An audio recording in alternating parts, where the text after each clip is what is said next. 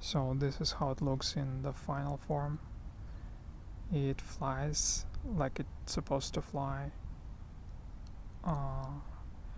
That was a mistake from my mistake for using those generic motors. I wasted so much time trying to make it work, but the solution was to get the normal motors.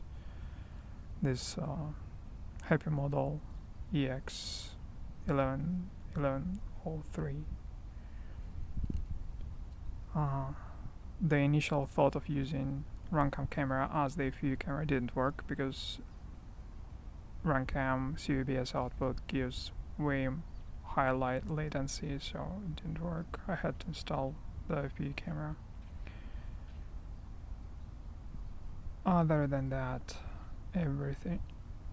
Yeah, this is the switch board, the switch for 2 video inputs. Other than that, everything works as I wanted it to work. So in the build video, I will be using generic motors, which I later burned,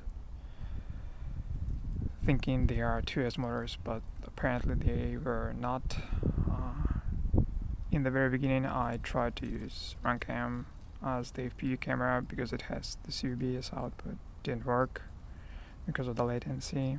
So, and nano camera here. And yeah, it's worked.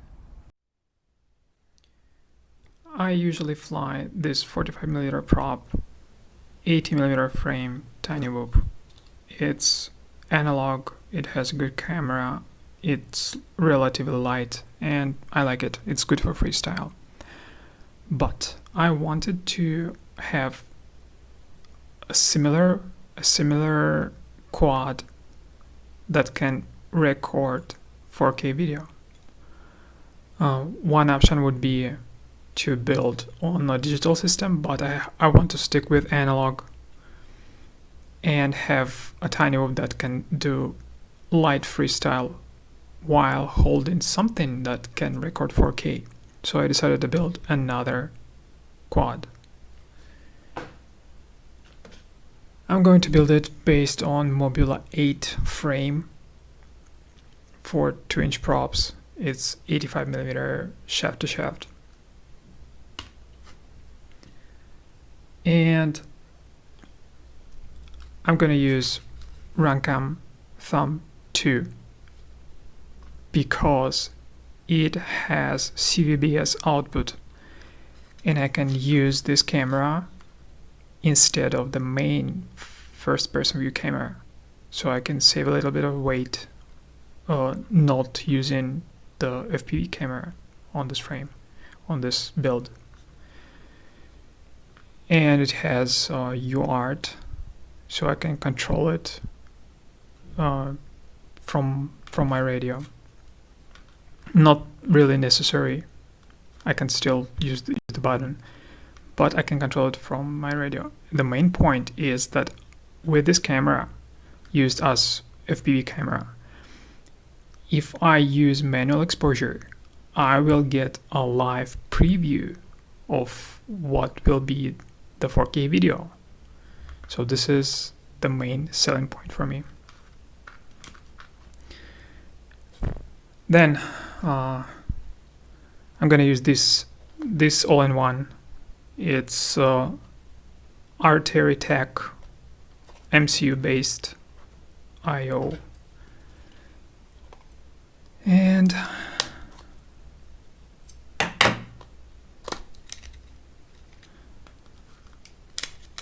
Artery Tech. It's fast enough that it should allow me to use D-Shot 600. It has enough UARTs and it's rated for 2S. Yeah, right, 2S. So to have enough thrust, I will be building 2S. So this is a 2S frame. I'm gonna use in 2 1S batteries. And the CSC is 2S ESCs, like 2 to what?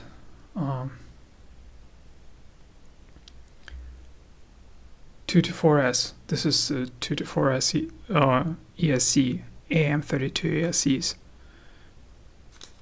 So I'm gonna use this.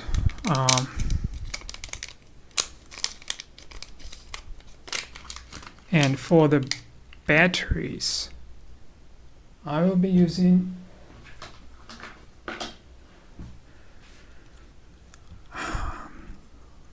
高能 2 1S batteries. It's Gaonan 550, and they slide in there, and I'll be like serially connecting them to the I/O. Then, like, except for that, I also have other 550, but they don't fit. These batteries don't fit this frame. Like, I cannot fit them, so I'll be using the Gaonan.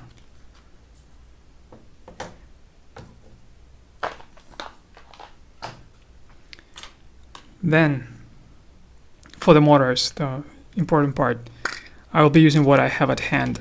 It's 1103 15,000 kV motors, like some kind of generic motors with very stiff cables. It's not a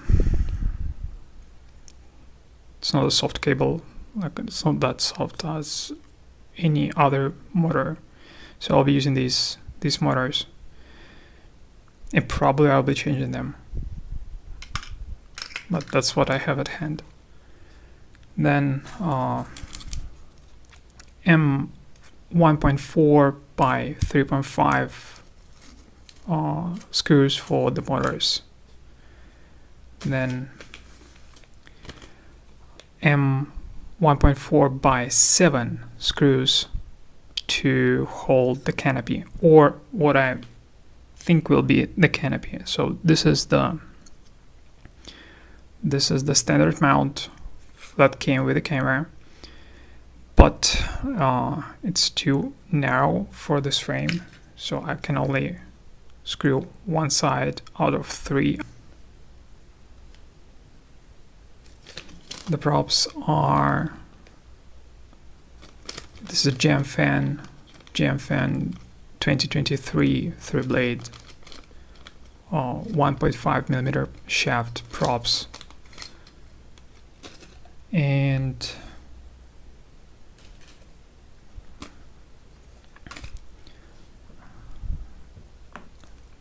the VTX is Zeus Nano 350. This is from the other build. I'll be using this, and the antenna is Happy Model 5.8. It's an interesting antenna. It's 5500 to 6000 megahertz, so this is the one I need. IPEX Generation 1 connector, and I'll be putting it into the heat shrink like this. Cables. So this is for the yeah, right, and I also need A30 connectors. I'll be using 2 A30 connectors, and the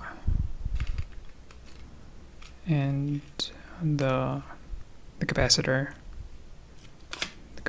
Yeah. A30 connectors, and I have this smoke stopper. I'll be using it on this build.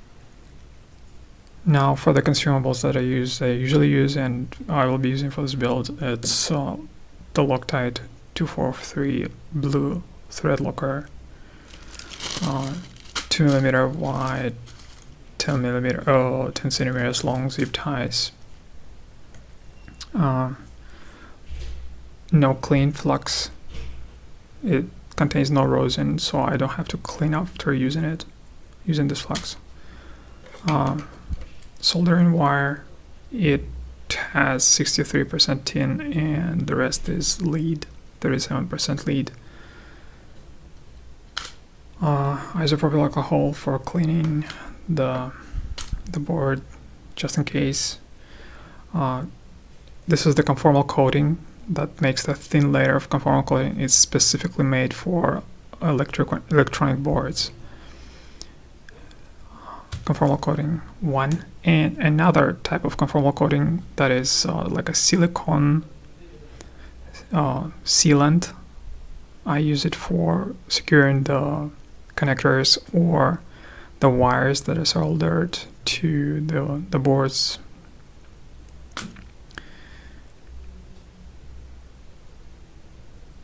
Yeah, this is for the eye, and yeah, right, usually naturally like a set of heat shrink tubing.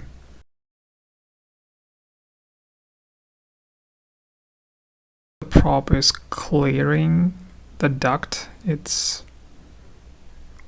within the duct, but I'll probably cut the corners of this mount. The VTX will go beneath the flight controller. The antenna will go here. The VTX will be beneath the flight controller. But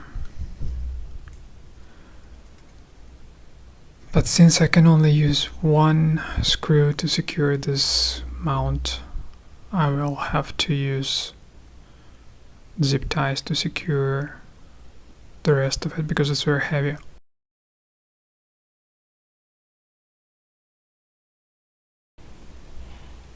This is an insanely beautiful engineering. There are so many things packed into this board. Very beautiful.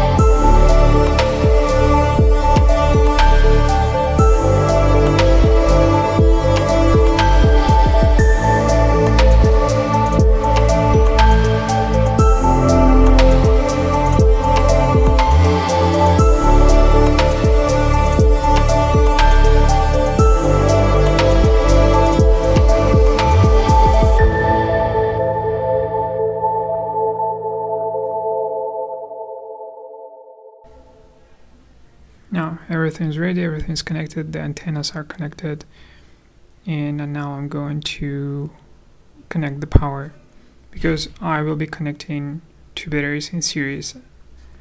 I believe I can connect one battery directly and the other will be connected through the smoke stopper because we will have the same circuit, and if anything it will break the circuit. Supposed to. Let's see.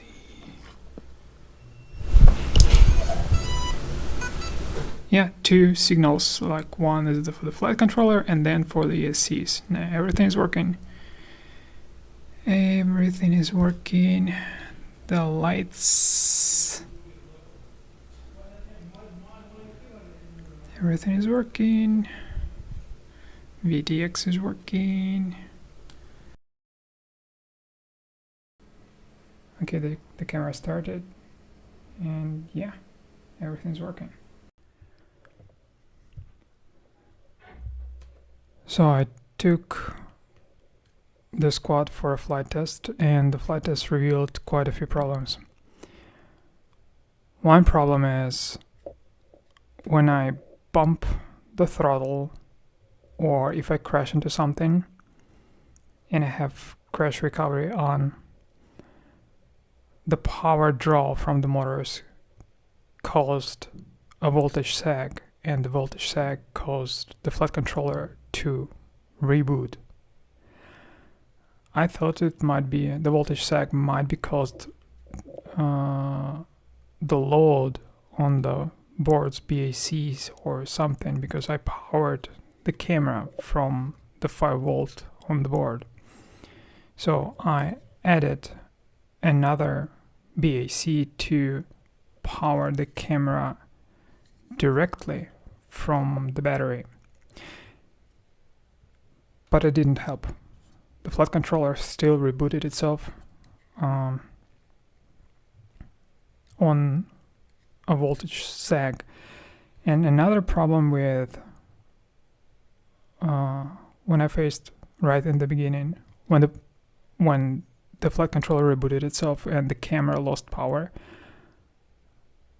when the camera is recording and loses power, I lose 10 to, I don't know, 20 seconds of video, and I lose gyro data completely. So after I started powering the camera from the battery directly, the camera stayed on, despite this BAC is supposed to be from 6.4 volts and up to 24 volts. The camera stayed on, so I had the footage, but the problem with the flight controller persisted. So what I did, I lowered the motor limit from 100 to 80%, and it almost solved the problem. I need more testing to say for sure. And apart from that, the CVBS output, the main point of having just one camera was to use this camera's CVBS output as the FPV camera.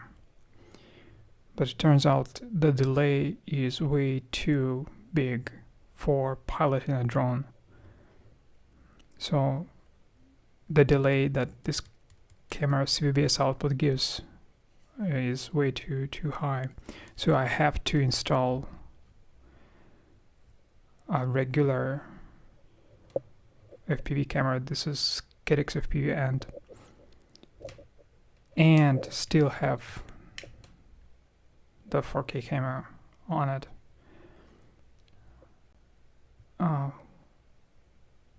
I tried to have just one camera.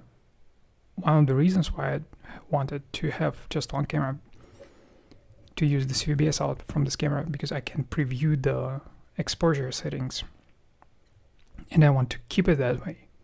So I need a way to switch between the two cameras. One, to check the exposure, and then switch back to the FPV camera to fly. So I got myself a switcher that will switch between two video inputs.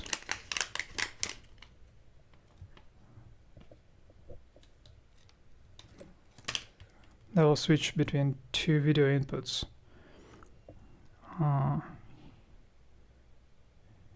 And it's controlled by PWM. So I will use pin.io and LED strip pad on the flight controller to control the switcher.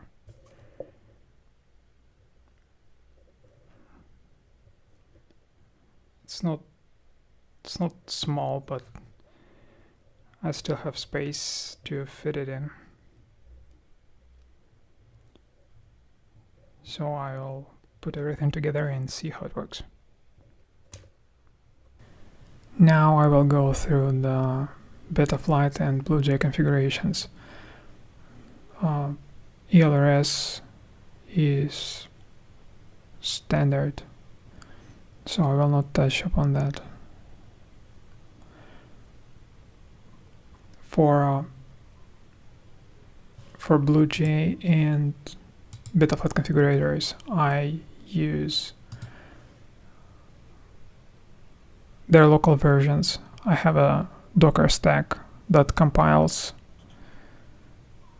the configurators and builds Betaflight firmware and downloads BlueJ hexes from GitHub. So except for downloading BlueJ, it's fully offline, fully local. So first I change the variables. This variable tells Docker, the builder of the images for the containers, to use apt mirrors in China. Apt mirrors for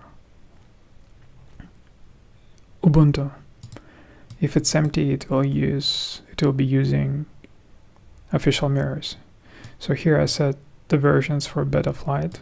I set the flags for the firmware. Set the options for BlueJ, and after I start the stack, it will compile Betaflight firmware, it will download the hex file for the BlueJ, and it will build the two configurators, so I will be running them locally.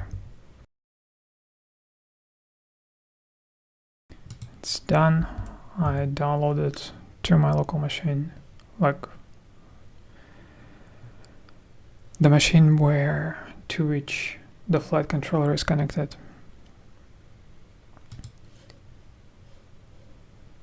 I did that before. I'll start with the Cs. This is the menu from my stack, from my Docker stack. Before flashing the ESCs, I need to connect the batteries.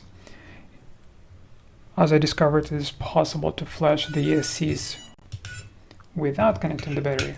But then when I try to spin the motors, they are just twitching and not working.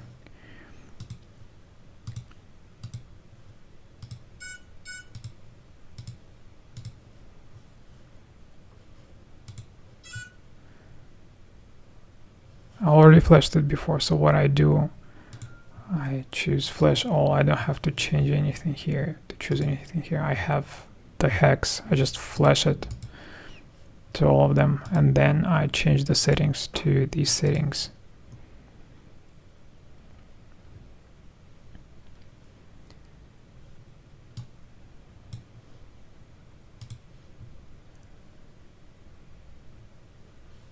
And it's done. I disconnect the battery.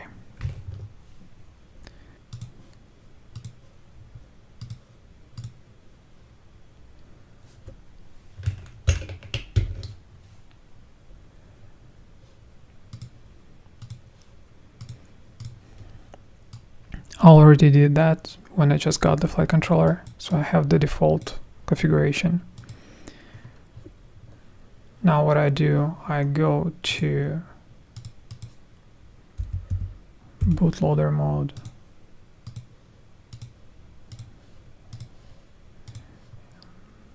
and I'll flash the firmware that I just compiled.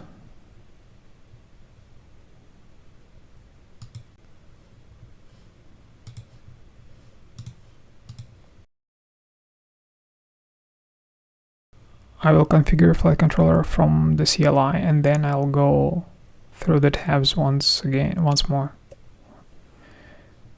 So, accelerometer, ELRS 150.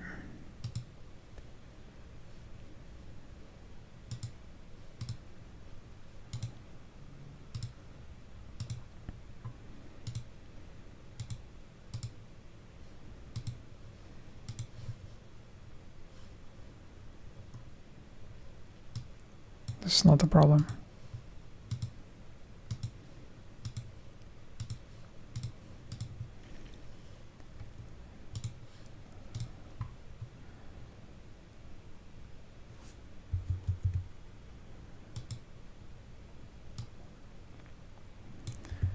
Serial ports.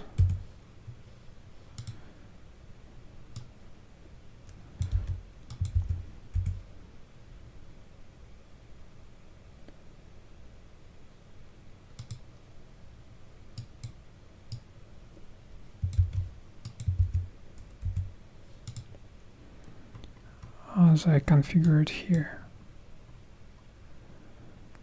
Then later I will calculate the scale.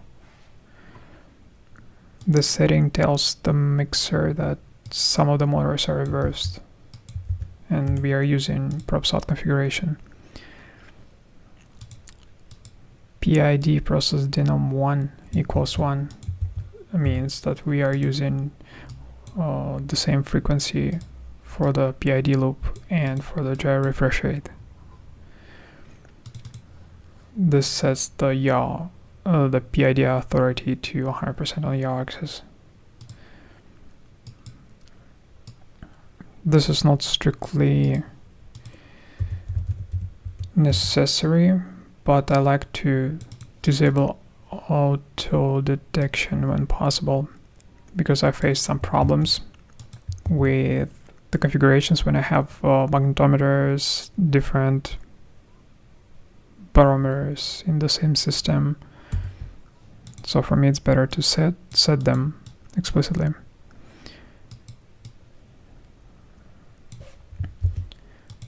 These are the modes. So this is aux 5, 6, 7. Now this is important. I remap LED strip pad, the resource of the LED strip pad, to servo 1, and then I set the servo to work on it's aux 5, I believe, like channel channel 9 on the radio. So when I activate the channel, the LED strip pad becomes high and it switches video input from input 1 to input 2.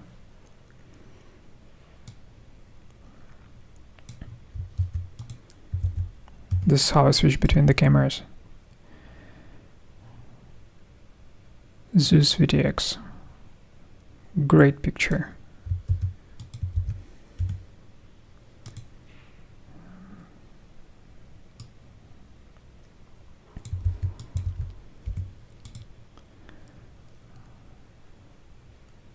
Raise band 8, lowest power setting.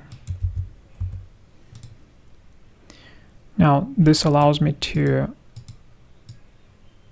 adjust VTX output from the pod while in flight. And this setting sets the VTX power output to the lowest level if the radio link is lost. First profile is the default profile, and the zero profile is adjusted for master multiplier, for tuning by using master multiplier. My rate profile. Because we are running on this PID loop and the gyro refresh rate on the same frequency, there is no aliasing, so we do not need gyro low pass filters because there is no aliasing. And I set them to be profile independent. Bidirectional D-shot 600. These cinewhoop motors have 12 motor poles. I set the capacity, and VBAT min is important because on this setting, I mean warning, not the min, on the warning, on this setting is tied to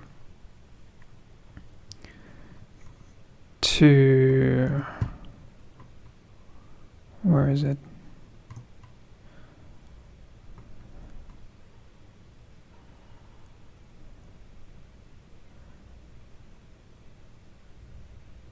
It's tied to throttle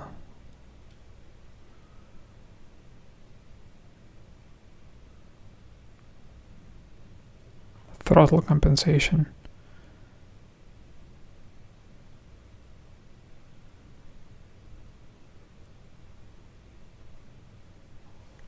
VBAT sag compensation.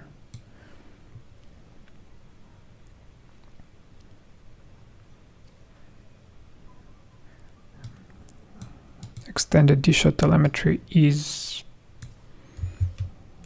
something I will test later. This is how I test the EDT. And this allows to rearm when the quad is upside down.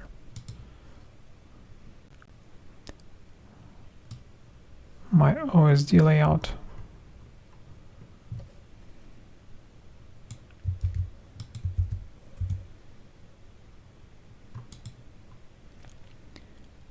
And this allows me to switch between OSD layouts while in flight, between OSD profiles. And this sets the profile to profile 1 when there is no link. These are the settings for the black box for the filter tuning. 2 kHz. And that's it.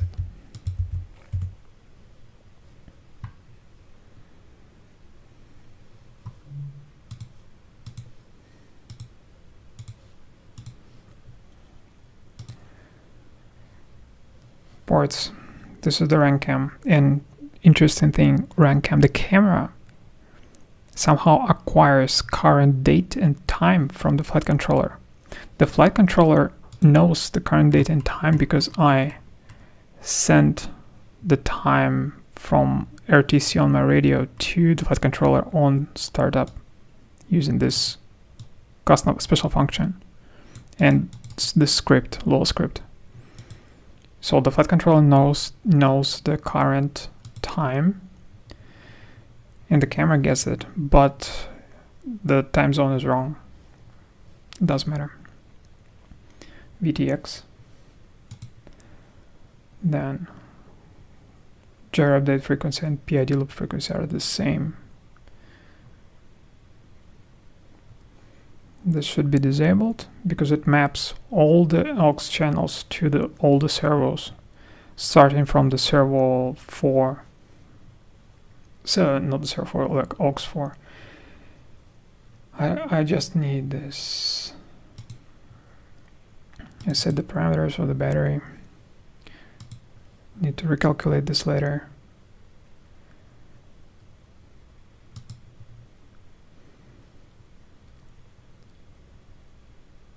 This is the PID profile for tuning using master multiplier. My rates and the filter settings are independent. I haven't tuned the filters yet. The filter settings are independent from the rate profile.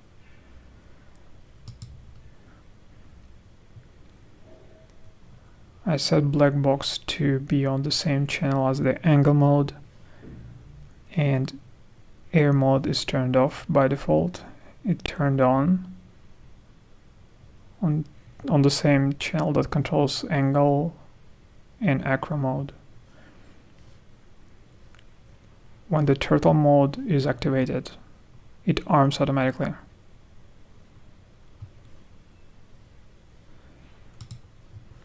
This is the OSD profile switching. The servo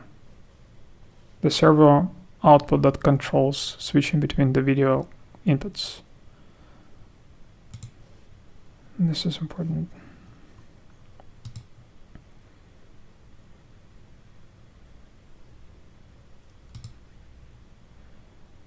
It says false because there is no power. If you connect the power, it will work. Yes, it's working.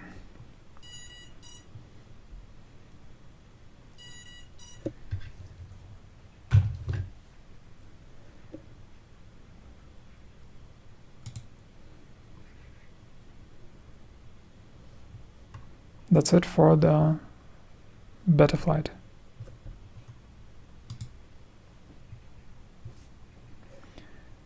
Now,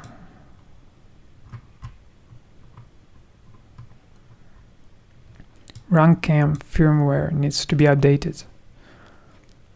I download the file, put it on the format the SD card, put the file on the SD card, and power the camera on. Wait for it to update. These are the settings that I use for QR code for filming. Lens profile is here.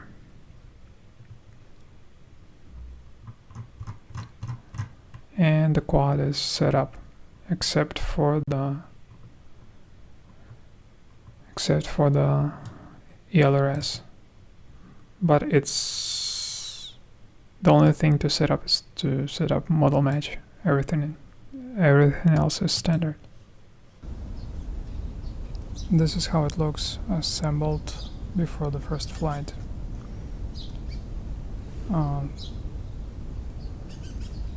The voltage regulator for the Runcam camera is underneath here, underneath the mount, above the flight controller.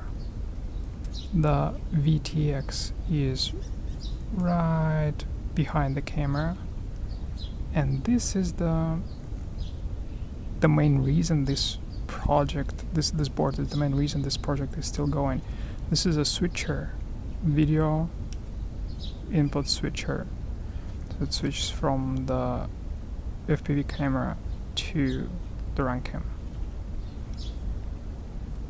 And I use servo output to switch between them.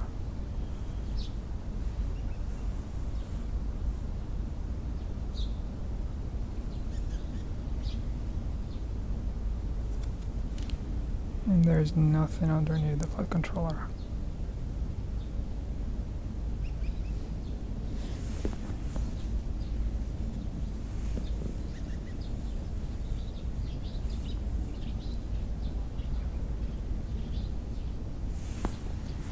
What I see now is from the FPV camera, and now I switch to the Runcam and back and forth. And I can also switch between OSD profiles. The debug is for the battery because I need to know what's wrong with this voltage sag.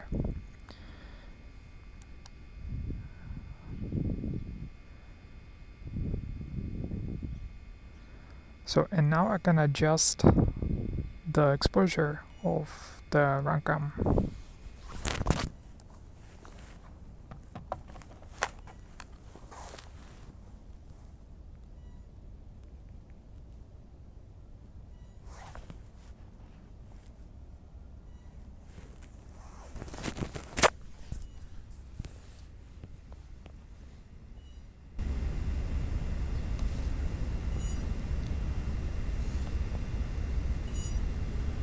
So I set it to 4K noise cancellation, turn on the camera automatically, don't correct the optical distortion, medium quality, the regular mode of recording, and then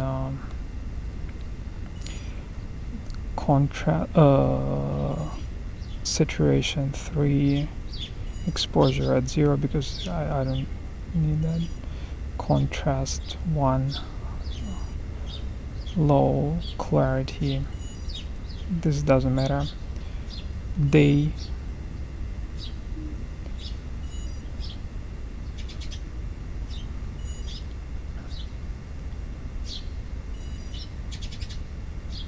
oh, this is strange. This is white balance. 1/60 PAL ISO 400. Let's see how's the exposure.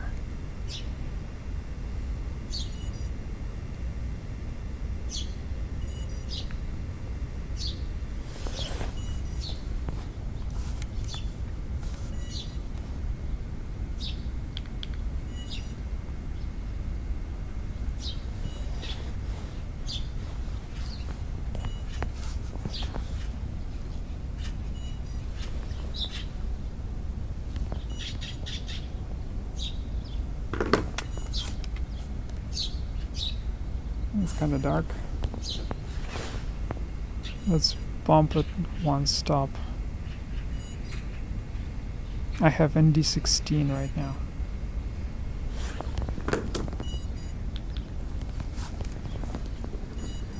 Now it tries to read the QR code. Yeah, now it's brighter. It's brighter now.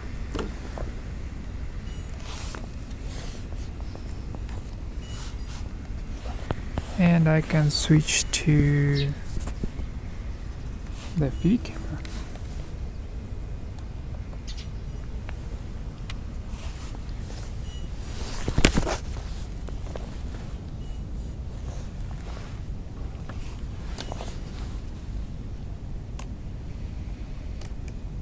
And I need to start the recording. VTX.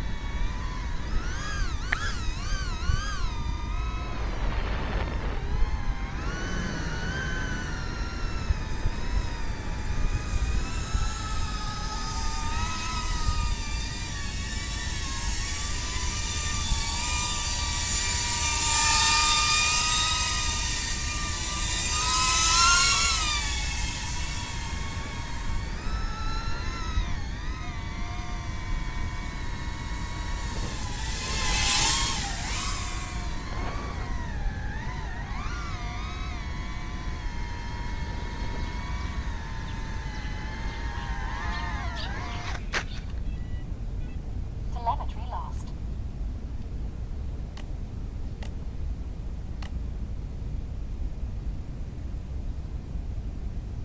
25 milliwatts. Telemetry recovered.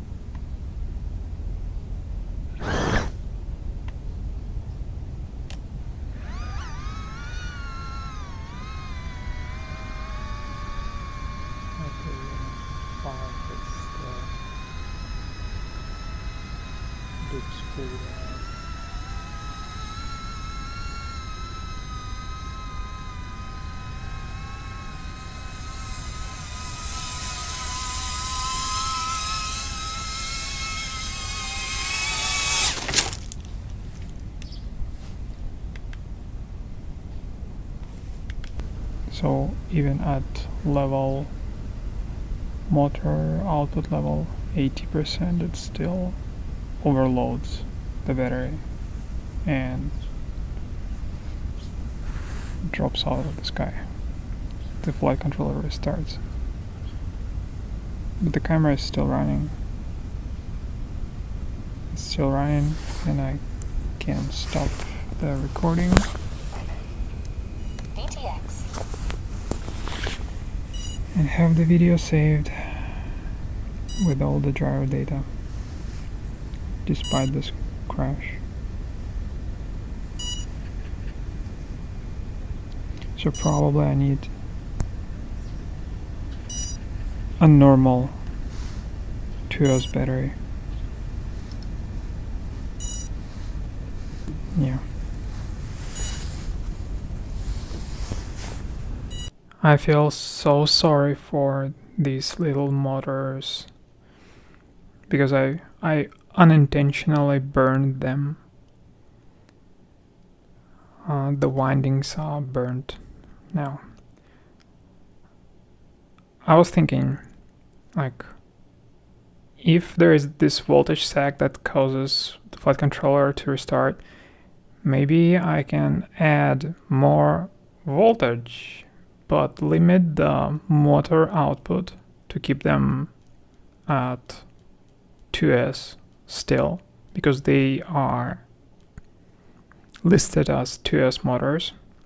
So I added the third battery, added the third cell, and set the motor output limit to 60. And when I took off, almost immediately the motors got burned. So my thinking is these motors are not actually 2S, they're probably 1S. It's 1103 15,000 kV.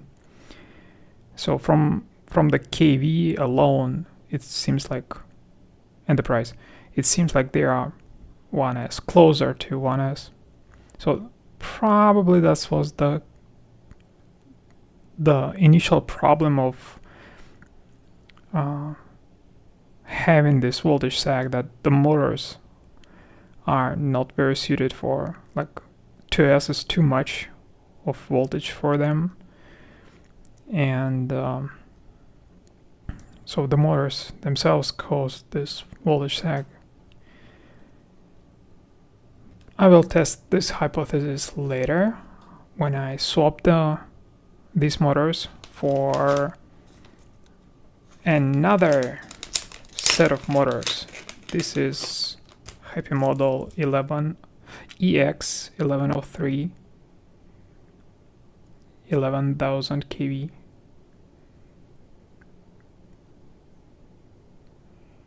And so I chose these like because they're pretty standard 2S motors, no surprises here, unlike these generic motors. So I will see if this was the problem.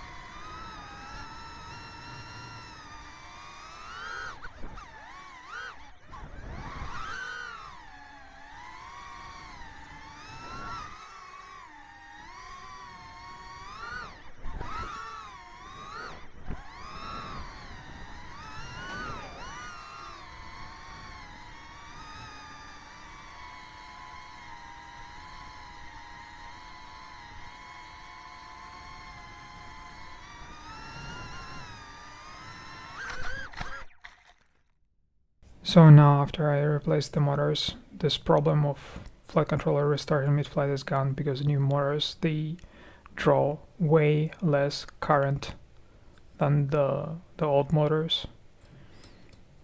They produce enough thrust for level flight and some freestyle moves, but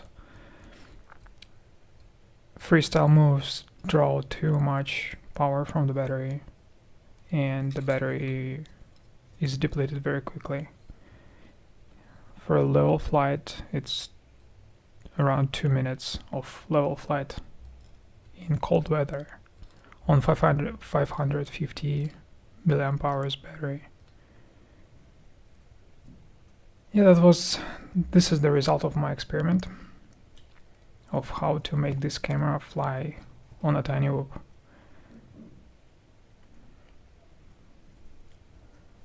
I don't know what else I can do.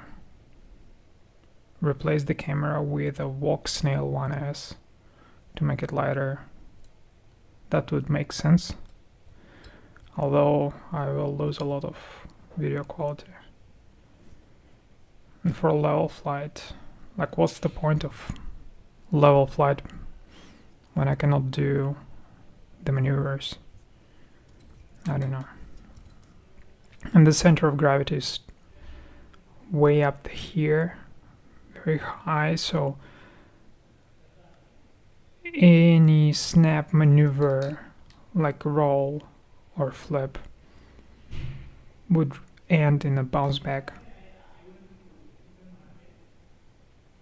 So I think I need to lower the rates, because the old rates are too fast for these maneuvers now. I don't know. It flies, but it feels like all the power that these motors are producing is wasted on lifting the camera. It would have been so much fun, much more fun without the camera. So much fun to fly without the extra weight. I'll think what I'm gonna do with this,